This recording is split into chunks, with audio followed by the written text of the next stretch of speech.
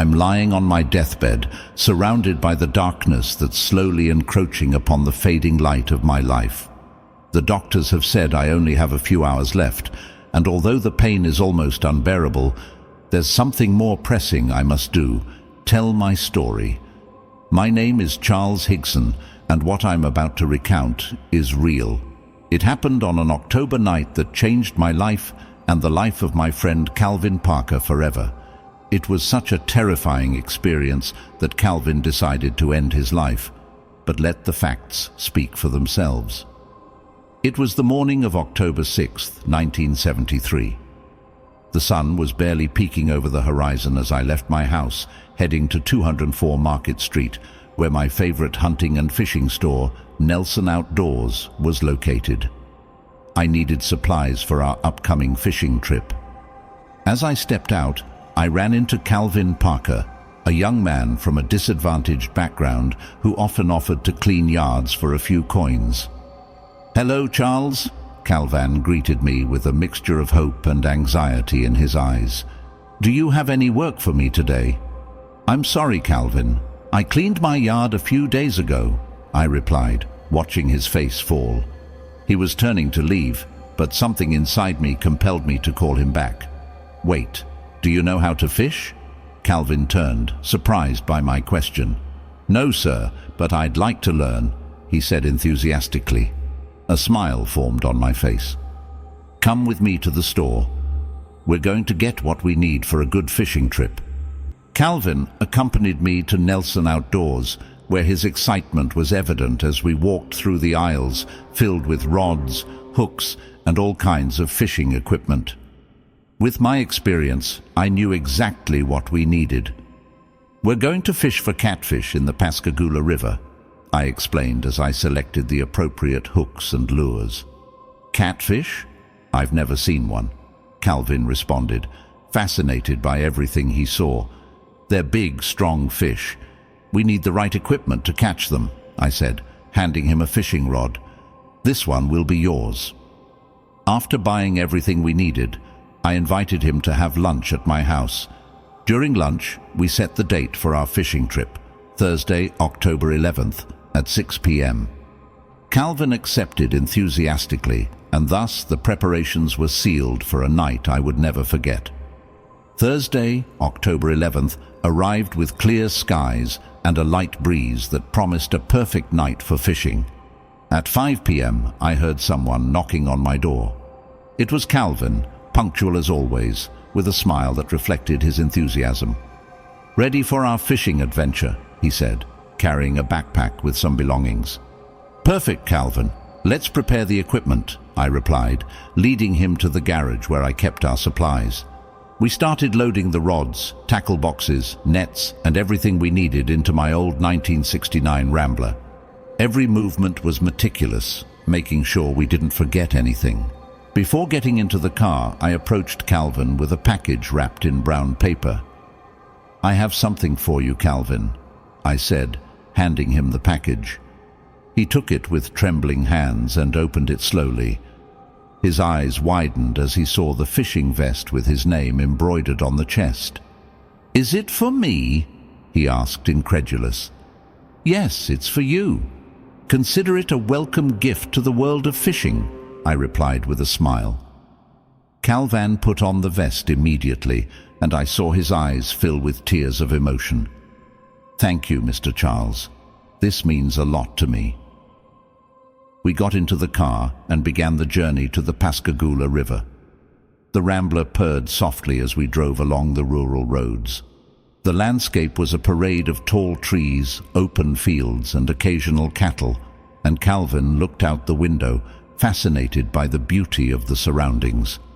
"I've always wanted to go fishing in a river," Calvin commented. "Thank you for giving me this opportunity." "It's my pleasure, Calvin," I said, and the conversation flowed easily as the sun began to set. We arrived at the usual fishing spot just as the sun was slipping behind the horizon. The Pascagoula River sparkled under the twilight, and the atmosphere was serene. I unpacked the equipment, while Calvin watched attentively every move. "This is a good spot. I've always had luck here," I said, pointing to the pier where I usually fished. Calvin and I got to work, preparing the rods and hooks. As darkness settled, we lit a small gas lamp to illuminate our surroundings. The sound of water and the occasional cracking of branches were the only noises that broke the silence of the night. "I'm excited, Charles. I hope I catch something big tonight," Calvin said with a smile. "I'm sure you will, Calvin. This will be a night we won't forget." I had no idea how prophetic my words would be. As we cast our lines into the water and waited for the first bite, the air filled with a strange stillness, foreshadowing the events that were about to unfold. Night settled completely over the Pascagoula River, and the gas lamp cast a dim glow over the pier. The fishing rods were in place, and Calvin and I waited patiently for the first sign of a fish biting the hook. However, something didn't feel right. 40 minutes passed without a single bite. I observed the surface of the water, expecting to see some movement, but there was nothing. The stillness was unsettling, a calm that didn't seem natural. Moreover, I realized that the usual sounds of nocturnal wildlife were absent. There was no croaking of frogs, no chirping of insects, not even the fluttering of night birds. "Calvin, have you noticed how silent everything is?" I asked, trying to maintain my composure. Calvin, absorbed in his fishing rod, looked up and listened for a moment. "Yes, now that you mention it, it's weird. There should be animals around here," he replied with a note of concern in his voice. I tried to focus on fishing, but the feeling of unease grew. It was then that I heard it for the first time, a low, constant hum that seemed to come from everywhere and nowhere at the same time. At first, I thought it was the sound of the wind, but I soon realized it was something different, something more sinister. "Do you hear that?" I asked Calvin. He nodded slowly, his eyes wide open. "Yes, it's like a hum, but I don't know where it's coming from." The sound became increasingly intense, reverberating in my ears and making my nerves tense. Suddenly, Calvin pointed to the other side of the river, his eyes filled with wonder and fear. "Look, what's that?" I followed the direction of his finger and saw zigzagging lights among the trees. They were a deep blue and moved with a speed and precision I had never seen before. The water began to ripple in an unnatural way, as if something enormous was just below the surface. "What the hell?" I muttered, more to myself than to Calvin. I took out my pocket watch, an old habit to calm my nerves. But instead of the usual time, the hands were spinning erratically and wildly, as if time itself had lost its course. I felt a shiver run down my spine. This was not a natural phenomenon. Something was very, very wrong. The hum I had felt before intensified, becoming almost unbearable. I turned to Calvin, ready to suggest we leave, when I saw that he couldn't take his eyes off the lights. Then one of the lights separated from the group and began to approach us. It wasn't just any light. It emitted heat so intense that I could feel it on my skin, even several meters away. Its color changed between yellowish and reddish tones, pulsing as if it had a life of its own. "Calvin, let's get out of here!" I shouted desperately. But he didn't move. He seemed hypnotized, his eyes fixed on the light, unblinking. His expression was blank, as if his mind was no longer there. I couldn't leave him there. Running towards him, I grabbed his arm forcefully. I felt his cold, tense skin under my fingers. I pulled him with all my strength, but it was like trying to move a statue. Finally, with a titanic effort, I managed to drag him. The car was our only hope of escaping that terror. My heart was beating so hard that I felt I could hear it over the deafening hum. Calvin was babbling incoherently, his mind trapped somewhere far away, while I struggled to maintain my composure. "Come on, Calvin, get in quickly," I shouted, although he barely seemed to register my words. I managed to push him into the car and ran to the driver's seat. My hands were shaking as I inserted the key into the ignition. I turned the key over and over, but only got a click and a terrifying silence in response. The engine showed no signs of life. "No, no, not now," I muttered, hitting the steering wheel in frustration. Calvin started crying. His babbling turned into sobs. He was saying something about them coming for him, as they had done with his parents. My mind was racing, looking for a solution, anything that could get us out of there. But before I could think of something, a bright flash illuminated everything around us. I looked up and saw a huge flying object with rotating lights that changed color. It looked like a giant saucer floating above us, like a predator lying in wait. The lights reflected on the river water, creating a sinister and surreal spectacle. The object emitted a low, vibrating sound that resonated in my bones. The warm lights that had followed us joined the saucer, intensifying the heat and luminosity. My skin burned, and the air became unbearably heavy. Calvin was screaming, but his screams were drowned out by the hum. It was as if the world was crumbling around us. "Close your eyes," I shouted at Calvin, although I knew he probably couldn't hear me. When I turned my head, something left me speechless. Calvin was floating, his eyes completely white. But before I could scream in horror, a blinding light, brighter than anything I had ever seen before, enveloped us completely. Everything turned white, as if we were at the heart of a nuclear explosion. I felt an immense pressure in my head, and the world began to fade away. Pain was the last thing I felt before losing consciousness, a stabbing pain throughout my body, as if thousands of needles were piercing me simultaneously. Then, nothingness, total darkness, and absolute silence. The pain in the back of my head was the first thing I felt when I woke up. I found myself lying on a hard, cold surface. I slowly opened my eyes, blinking against the sunlight. The sky was clear, and a sign in the distance indicated that I was on Interstate 10. I sat up with difficulty and, looking down, I realized I was completely naked. Panic seized me. I had no idea how I had gotten there.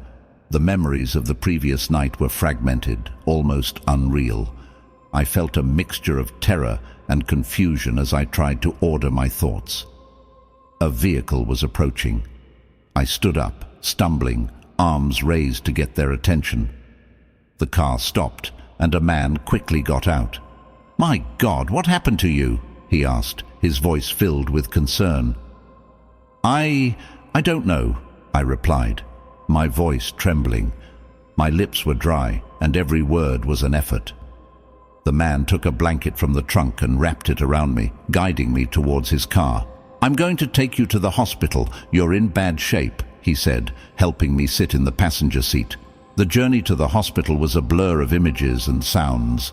I could barely focus on anything other than the stabbing pain and the feeling of emptiness in my mind. When we arrived, I was greeted by a medical team that quickly took me to an emergency room. They asked me questions, took blood samples, and subjected me to a CT scan. Everything was happening too fast. I felt like a spectator in my own life, unable to process what was happening. They left me to rest on a stretcher, promising to inform me about the results of the tests a few hours later. The sheriff entered the room. He was a burly man with a thick mustache and a serious expression. "Mr. Higson, I'm Sheriff Williams. We have a missing person report filed by your wife," he said, sitting next to me. "Missing person? But it's only been one night," I stammered, unable to comprehend. The sheriff looked at me intently. His expression hardened. "Mr. Higson, you've been missing for 2 weeks," he said gravely. I felt as if the ground was crumbling beneath my feet. 2 weeks? It couldn't be possible. I looked at the sheriff for any indication that this was a misunderstanding, a macabre joke. "I don't remember anything. We were fishing, and then those lights." My voice broke. The sheriff took note, his expression impassive. "We also received a report about a young man who was with you, Calvin Parker. Do you know anything about him?" he asked. My heart skipped a beat. Calvin. We had been together, and then... I don't know. I haven't seen him since that night, I replied, feeling a knot in my stomach. The sheriff nodded slowly. The police found your car and fishing equipment at the place where you said you were going to be. We also found your clothes and a vest with Calvin Parker's name. He paused, observing me closely. Calvin was found safe and sound, but he's in another hospital in the city. Confusion mixed with relief. Calvin was alive, but what had really happened? How was it possible that we had appeared in different places? I asked, more to myself than to the sheriff. That's something we hope you can help us understand, Mr. Higson. For now, rest. I'll be back later, said the sheriff, standing up. An hour later, a doctor arrived with my medical diagnosis. Mr. Higson, we didn't find anything unusual in your tests, except for several first- and second-degree burn marks. You also have bruises on your arms and legs, similar to those made by some kind of needle, he explained. I nodded, although I barely understood what he was saying. My mind was elsewhere, trying to reconstruct the puzzle of that night. The following weeks were an endless torture. Each day felt like a battle against my own body and mind. The headaches were constant, pulsing behind my eyes like a relentless hammer. There were no medications that could completely calm them. Nightmares haunted me every night, visions of blinding lights, faceless figures, and unimaginable pain woke me up drenched in sweat, with Calvin's scream echoing in my ears. But the worst was the constant feeling of being watched. On the street, in my house, even when I was alone, I felt invisible eyes following me, studying me. Paranoia, a sequel to the traumatic experience, but the feeling was so real that it was impossible for me to ignore it. I tried to contact Calvin several times. At first, I left messages at the hospital, but he never responded. Then I went to his house, a small wooden dwelling on the outskirts of the town. Every time I knocked on the door, I was met with the same unsettling silence. One afternoon, determined to get answers, I returned to Calvin's house. This time, I waited for him to return from work. I saw him approaching along the dusty path, his figure hunched and his steps heavy. I ran towards him before he could enter. "Calvin!" I shouted, blocking his path. He looked up, and in his eyes I saw a deep and heartbreaking fear. "Charles, I can't talk to you," he muttered, trying to pass by me. I grabbed his arm, feeling his thinness under my fingers. "Please, Calvin, I need to know what happened. I can't live like this, without answers." My voice broke, and I realized I was begging. Calvin stopped, his body trembling. We looked at each other for a long moment before he finally spoke. "You don't remember anything from that night," Charles whispered, his eyes filled with tears. I shook my head, feeling a growing desperation. "I don't remember anything after the lights. It's all a blank." Calvin looked away, his lips trembling. "They did things to us, Charles, things I can't erase from my mind. Every time I close my eyes, I see their faces. I feel the pain. I can't go on like this." He swallowed hard, his voice almost inaudible. "I tried to forget, to move on, but it's impossible. I can't face what happened, and I don't want them to take me again." His confession hit me hard. I felt his fear, as if it were my own. Before I could respond, Calvin broke free from my grip and ran towards his house, closing the door with a bang that resonated in the stillness of the afternoon.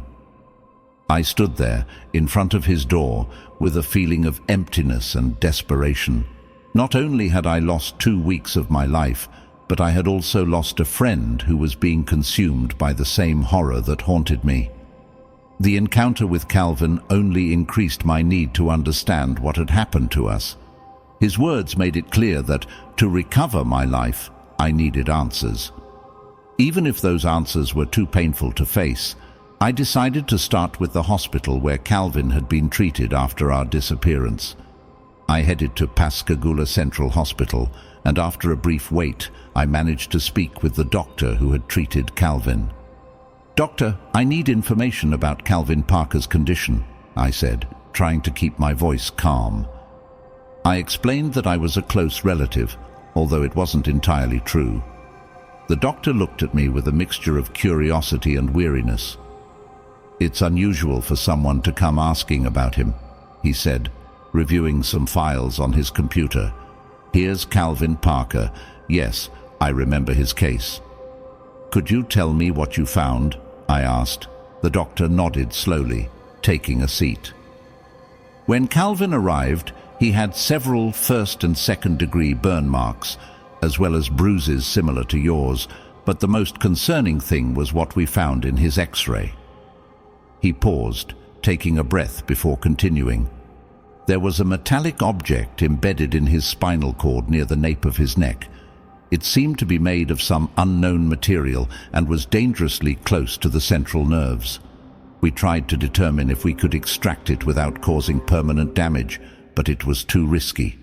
We gave him instructions for regular follow-ups, but he never returned. The revelation left me cold. Calvin's panic, his evasive behavior, everything started to make sense. I felt a renewed urgency to unearth my own memories. That same afternoon, while browsing the local newspaper to distract myself, a small advertisement caught my attention. They were offering hypnotic therapy to recover memories blocked by trauma. Without thinking twice, I called the number and made an appointment for the following day. The psychologist's office was in a modest house with pastel-colored walls and a soothing atmosphere. The doctor, a middle-aged man with glasses and a calm voice, greeted me kindly. "Mr. Higson, hypnosis can help you access repressed memories. However, you must be prepared for what you might discover," he said, as I settled into a comfortable armchair. I nodded, feeling a mixture of anticipation and terror. "I understand, Doctor. I'm ready. I can't keep living in this uncertainty." The psychologist asked me to sit comfortably and began asking me questions to break down my case. "Charles, what you describe sounds like a deep trauma that has blocked certain memories. To help you relax and facilitate access to those memories, I'll offer you a special Indian tea." He served me a cup of tea, whose warm and exotic aroma filled the room. I drank slowly, feeling my muscles loosen and my mind clear. "Now I want you to close your eyes and focus on my voice. Breathe deeply and allow your mind to relax," said the psychologist in a soft and rhythmic tone. Little by little, I sank into a state of deep relaxation. I felt as if I were floating in a sea of calm, while the doctor continued speaking, guiding me towards a hypnotic trance. "Let's go back to the night of your disappearance. Go back to the moment when you started seeing the lights," the psychologist indicated. The images began to form slowly, blurry at first, but then clearer. I saw the river, the fishing rods, the reflection of the lights on the water. I felt the hum, the heat, and the terror that had consumed me that night. The memories unfolded like a movie in my mind. "Describe what you see," said the psychologist. "We're on the pier. The lights are so close I can feel the heat. Calvin is hypnotized. He's not responding. I try to drag him to the car, but the car won't start. The lights spin above us. They're getting brighter." My voice trembled, but I continued. The memory became more vivid. The blinding light, the pressure in my head, the intense pain, then a black void. But something else began to emerge, something I hadn't remembered before. I'm in a metallic room. It's cold. Calvin is on a stretcher next to me. There are tall figures with pincers instead of hands. They have no eyes, just protrusions where their facial features should be. They emit a constant sound like a buzz or some kind of Morse code, I described, feeling the latent fear. "Focus your mind, Charles. Explore those memories more deeply," said the psychologist with a tremor in his lips. I continued. They weren't the only figures there. There were more than 10 people connected to machines, with wires and probes all over their bodies. I felt a chill as I remembered. From the ceiling descended a metallic arm with 6 needles loaded with a green liquid. When the needles embedded themselves in my chest, I felt a burning similar to an acid burn coursing through my entire body. The metallic hand radiated a light that scanned my body, electrocuting it. Tears were running down my face, but I didn't stop. One of the creatures brought a transparent container filled with silver balls that looked metallic. It took one of the balls and placed it on the inside of my wrist. The ball began to embed itself in one of my veins, which was noticeably inflamed. With horror, I watched as the device traveled up my forearm until it reached the height of my bicep, where it stopped, and the inflammation worsened. The device shot out through the same vein, leaving my arm bleeding. The pain and desperation in my voice were palpable. I saw Calvin suffer the same. They embedded the same device in him, but in his case, it reached his nape. He started convulsing, his eyes turned black, and a dark liquid was emanating from all his orifices. Before I could see more, one of the creatures approached and sedated me again. After that, I only remember waking up on the highway. The psychologist decided to stop the session before it completely overwhelmed me. I woke up trembling and drenched in sweat, but with a renewed clarity. After the session, I went to Calvin's house. I knocked on the door repeatedly, with no answer. The feeling that something was terribly wrong grew inside me. I looked through the window and saw his body on the floor, motionless. Panic seized me as I broke down the door and ran towards him. Calvin lay surrounded by boxes of pills and tablets scattered on the floor. His skin was pale, his eyes closed forever. Next to him, a crumpled note rested between his fingers. I unfolded it with trembling hands and read the words that chilled my blood. "They won't take me again." Desperation and sadness mixed with impotent fury. I called emergency services, but when they arrived, it was already too late. Calvin had decided he couldn't bear the horror of what we had lived through any longer. His death left me with a void I couldn't fill, a guilt I couldn't shake. The news of his death attracted press attention. The story of our disappearance and the mysterious circumstances of his passing became a topic of public interest. I decided to tell my version, although vaguely to protect Calvin's memory. However, my attempts to reveal the truth did not go without consequences. One morning, 2 men dressed in dark suits arrived at my door. They identified themselves as CIA agents and made it clear that they knew everything about our experience. "Mr. Higson, your silence is crucial for national security," one of them said with a cold and emotionless voice. "If you decide to speak, you will not only endanger your life, but also that of your family." I felt a chill run through me. I knew it wasn't an empty threat. They gave me documents to sign, committing me to not speak any more about the incident. The decision weighed on me, but at that moment, my family's safety was the most important thing. Years passed, and over time my health began to deteriorate. The physical and psychological sequelae of that night always accompanied me. On my deathbed, I knew I had nothing left to lose. The government's threats could no longer control me. With my last strength, I took a recorder and began to tell the whole story, from my encounter with Calvin to the darkest details of our abduction. The truth had to come to light, regardless of the consequences. My name is Charles Higson, and this was my story. But it doesn't end here. The world needs to know what happened to us, what's still happening out there. As I lay here, my life ebbing away, I can't help but wonder, how many others have suffered the same fate? How many have been taken, experimented on, and then discarded or silenced? I've lived with the weight of this secret for decades, watching as similar stories were ridiculed or dismissed as the ravings of attention seekers or the mentally unstable. But I know the truth. I've seen it with my own eyes, felt it with every fiber of my being. The terror, the pain, the absolute helplessness in the face of something so far beyond our understanding. It's all etched into my very soul.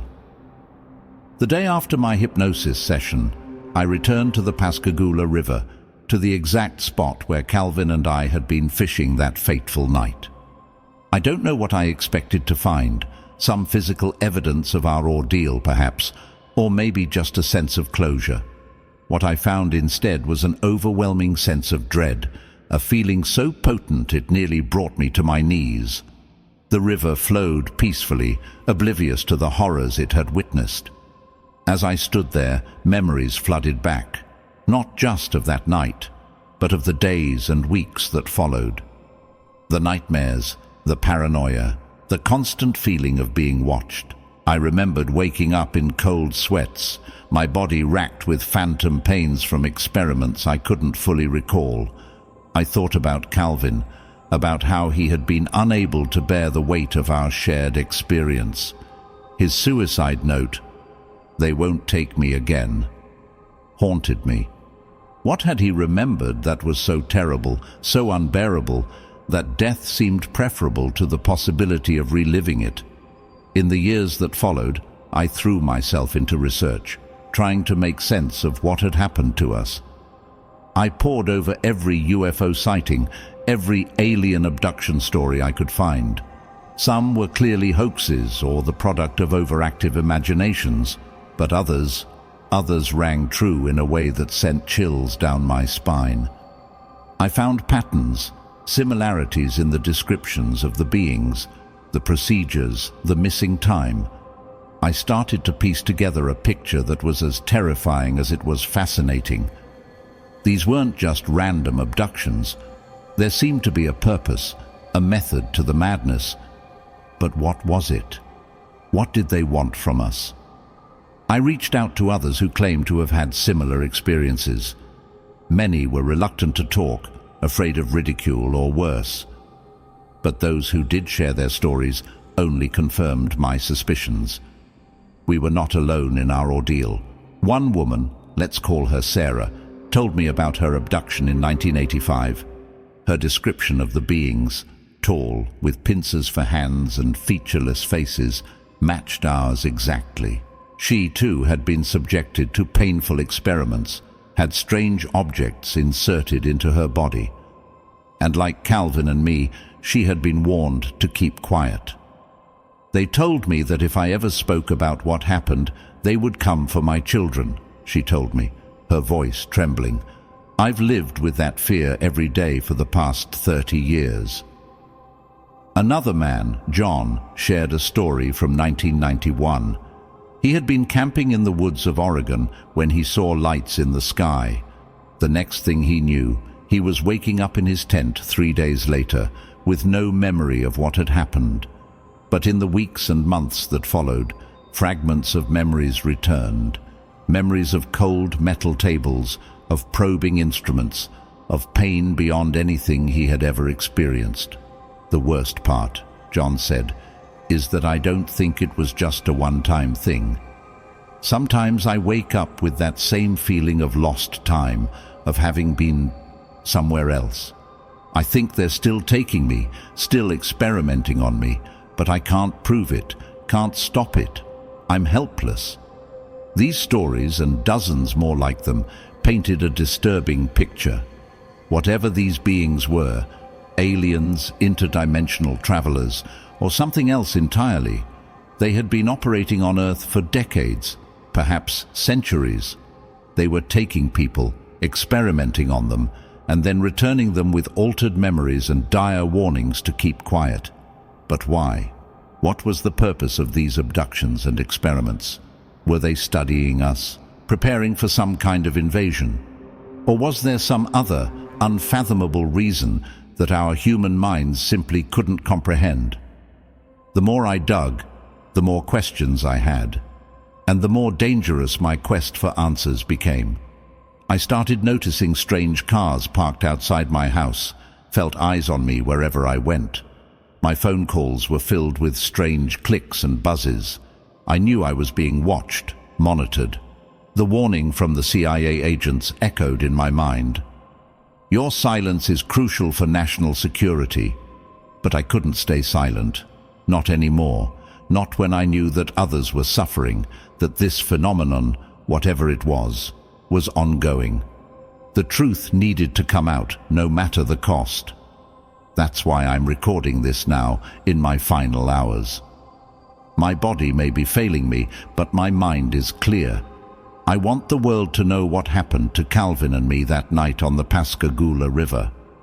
I want them to know about the others, Sarah, John, and countless more, who have suffered in silence for so long.